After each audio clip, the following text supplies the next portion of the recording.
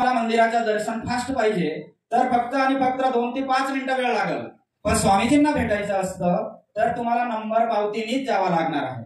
आणि हे तुलसीगड देवस्थान जागृत असल्यामुळं या ठिकाणी चीटिंग वगैरे चालत नाही, तरीही चीटिंग तुम्ही करता। आलं का लक्षात? फक्त आणि फक्त तन मन देह या तुलसीगडावरती जर ठेवलं अंतःकरणापासून तर आपली अवश्य मनोकामना पूर्ण करतील स्वामीजी। हे सर्वसामान्य व्यक्ती नाहीये, हे तपस्वी साधू आहे, तपस्वी महापुरुष आहे, हे नाग अवतारी बालब्रह्मचारी आहे। यांनी फक्त आणि फक्त जगाचा कल्याण करण्यासाठी एक बालब्रह्मचारी त्यांचं नाग अवतारी घेऊन आणि या मानव देहामध्ये आलेले आहेत। भाविकांनो, बरेच भाविक म्हणतात का स्वामीजी खूप वयस्कर असेल, बरोबर?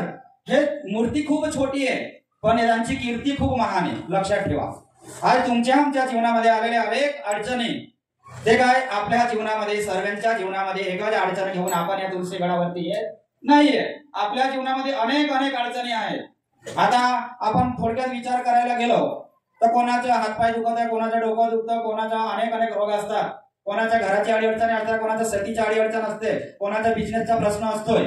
भाविकांनो, हे अनेक रूपी स्वामीजी आहेत, हे अनेक रोगांवरती निदान करणारे महापुरुष आहेत। फक्त आणि फक्त मनात तुम्ही एकच ठरवलं का स्वामीजी जे असेल ते, आजपर्यंत आम्ही खूप बाबा पाहिले, खूप थकलो, आज शेवट तुमच्या चरणामध्ये नतमस्तक होतो, आम्हाला या आमच्या जीवनामध्ये आलेले अडी अडचण याच्यातून आम्हाला मुक्त करा।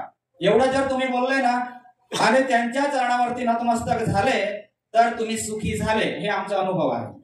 तर माय बाप्पांनो, दर्शन घेताना तुमच्या महत्वाचे जे काही प्रश्न असेल ते सर्वप्रथम स्वामीजींच्या कानावर टाका।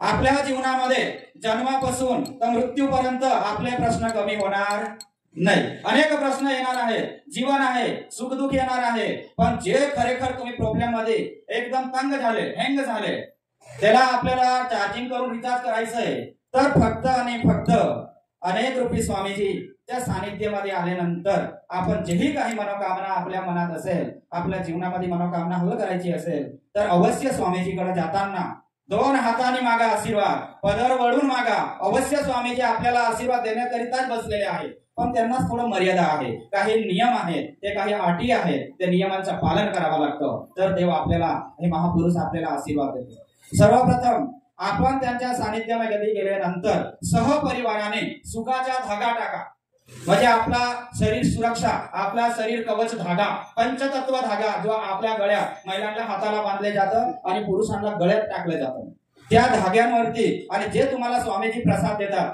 प्लास्टिकच्या या पडी म्हणजे ते पुडी असते, जे प्रसादाची पुडी आपल्याला भेटते ते प्रसादच्या पुडीमध्ये तांदूळ असतं, भस्म असतं, पंचरत्न विभूती असते आणि काही इमर्जन्सी वचन असतं, तर ते आपल्याला घरी गेल्यानंतर 5-6 दिवस ग्रहण करायचं असतं आणि ते मंत्रून दिलेले प्रसाद असतं, त्या प्रसाद खाल्यानंतरच आपला दुखणं वेदना दुरुस्त होते।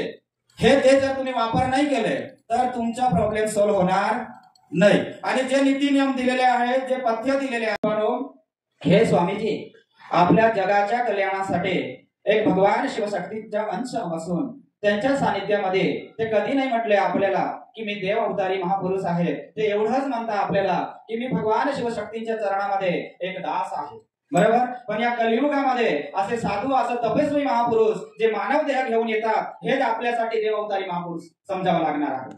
खऱ्या अर्थाने ते जगाच्या कल्याणासाठी तर आलेलेच आहे, पण एक या कलियुगामध्ये आपल्या भगवे झेंड्याची रक्षा करण्यासाठी सुद्धा ते महापुरुष अवतारित झालेले आहे। म्हणून मात्र आणि मात्र आपल्या जीवनामध्ये आलेल्या वेदनावरच पडू नका राहू।